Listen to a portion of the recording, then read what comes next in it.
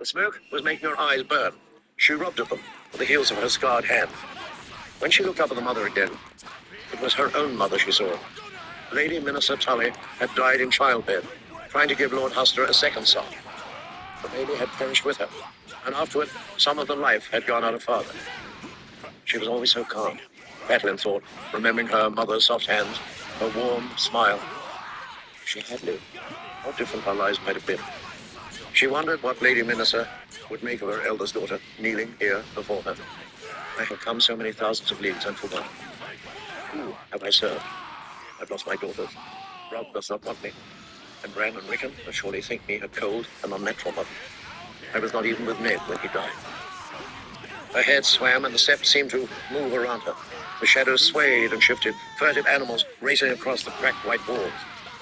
Catelyn had not eaten today. Perhaps that had been unwise. She told herself that there had been no time. But the truth was that food had lost its savor in a world without Ned. When they took his head off, they killed me too.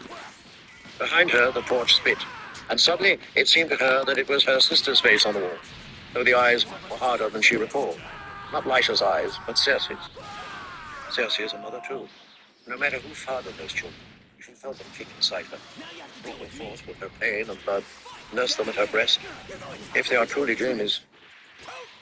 Does Cersei pray to you too, my lady? Catelyn asked the mother. She could see the proud, cold, lovely features of the Lannister queen etched upon the wall. The crack was still there. Even Cersei could weep for her children.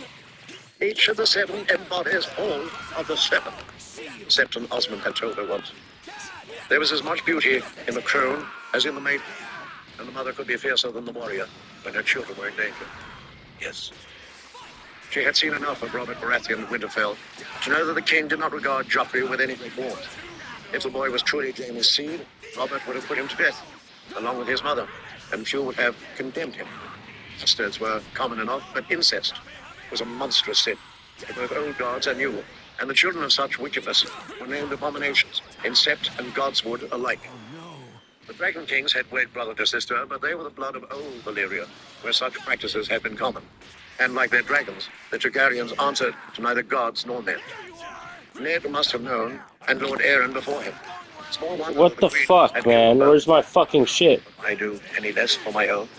Catelyn clenched her hands, feeling the tightness in her scarred fingers where the assassin's steel. I don't know where the fuck my special went. I don't know why it was an H. That doesn't make any sense to me. Gods be good.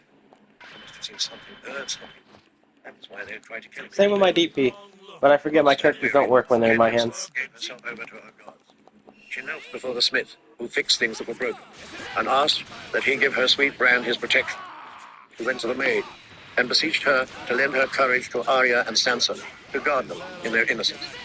To the father she prayed for justice, the strength to seek it, and the wisdom to know it. And she asked the warrior to keep Robb strong, and shield him in his battle. Lastly, she turned to the crone, whose statues often showed her with a lamp in one hand. Guide me, wise lady, she prayed. Show me the path I must walk, and do not let me stumble in the dark places that lie ahead. Finally, there were footsteps behind her, and a noise at the door.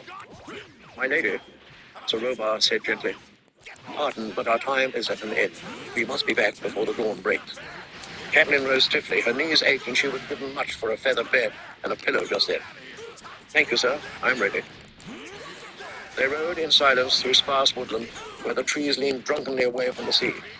The nervous whinny of horses and the clank of steel guided them back to Renly's camp. The long ranks of man and horse were armored in darkness, as black as if the smith had hammered light itself into steel. There were banners to her right, banners to her left, and rank on rank of banners before her. But in the pre-dawn gloom, neither colours nor sigils could be discerned. A grey army, Catelyn thought, grey men and grey horses beneath grey banners. As they sat their horses waiting, Renly's shadow knights pointed their lances upward. Where's my fucking shit, dude? Where's my sparking blast, bro? Where Storm's End stood was only a deeper darkness, a wall of black, through which no stars could shine. And she could see torches moving across the fields where Lord Stannis had made his camp.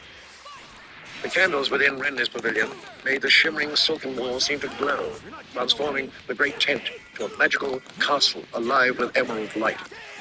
Two of the Rainbow Guards stood sentry at the door to the royal pavilion. The green light shone strangely against the purple plums of Sir Parman's surcoat, and gave a sickly hue to the sunflowers that covered every inch of Sir Eamon's enameled yellow plate. Long silken plumes flew from their helms, and I was rainbow blocking, but coats that's draped their okay. shoulders. Let's see here. Within, Let's see how many of my moves just don't work. I'm going to try DP after this shit, but it's not going to come out, is it? spoke of dispositions and tactics. It was Let's see here, let's see warm here. inside, the heat shimmering off the coals of a dozen small braziers. I must speak with you, Your Grace, she said, granting him a king's style for once, anything to make him heed her. In a moment, Lady Catelyn, Renly replied, Brian fit backplate to breastplate over his quilted tunic. The king's armor was a deep green, the green of leaves in a summer wood, so dark it drank the candlelight. Gold highlights gleamed from inlay and fastenings like distant fires in that wood, winking every time he moved. Bring continue, Lord Mathis. Your Grace, Mathis Rowan said, with a sideways glance at Catelyn. As I was saying, our battles are well drawn up. Why wait for daybreak? Sound the advance. And having said that I won by treachery, with non-chivalrous attack, dawn was a chosen hour. Chosen by Stannis, Randall Tarley pointed out. He'd have us charge into the teeth of the rising sun and be half blind. Only until first shot, Renly said confidently. Sir Loras will break them, and after that it will be chaos. Tightened green leather straps and buckled golden